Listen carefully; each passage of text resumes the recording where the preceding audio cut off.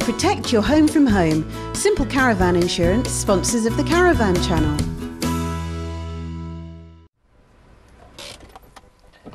Okay, so I've got my tow car and I've had the tow bar fitted, but I still don't know how to tow. I've never done it before. Luckily, there's someone who can show me what's involved. Raj, how you doing?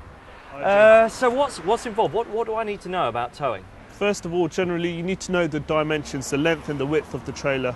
Other thing that you need to know is general driving, meaning general positioning. I'm going to do a bit of roundabouts, and then I'm going to take you to a place where I can show you a bit of straight line reversing and reversing to a bay. Okay, should we do it? Yep. Let's do it.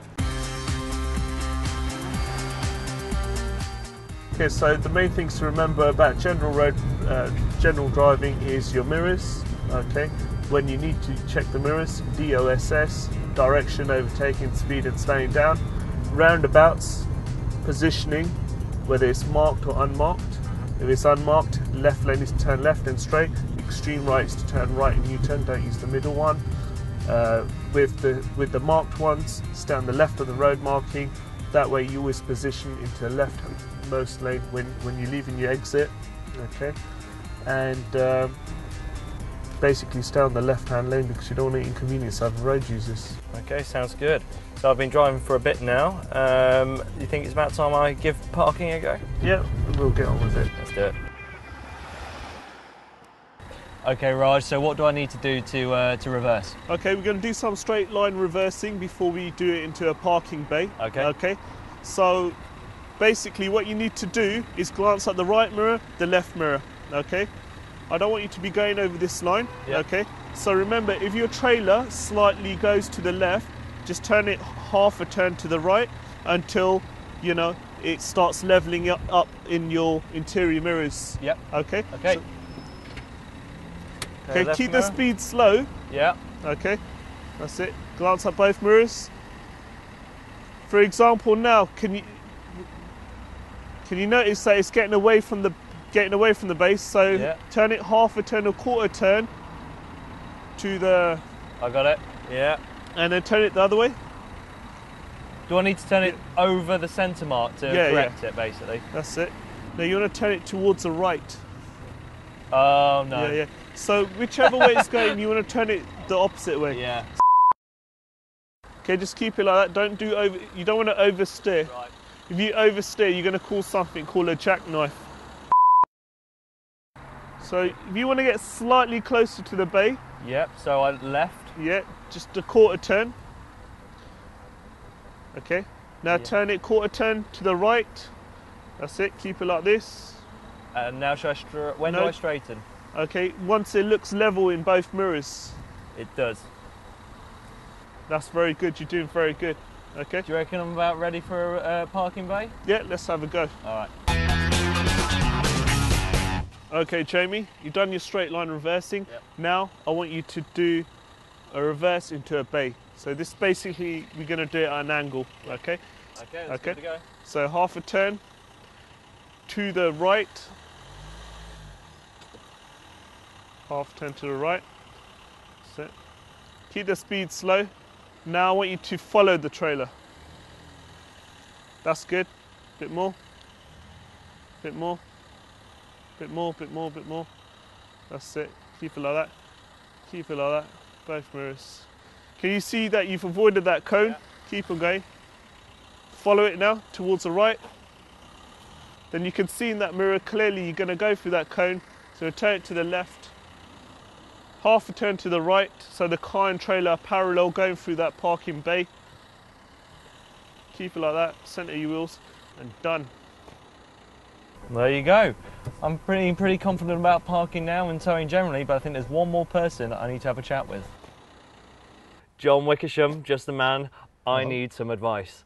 I have never been on a caravan holiday. I've got everything in place. I had a little lesson about how to tow, but I have a feeling it might be a bit different when it comes to towing a caravan. Any advice? Well, for goodness sake, choose a van which is well within the capacity of your tow car. Not too heavy either. It's not just about length, it's about weight.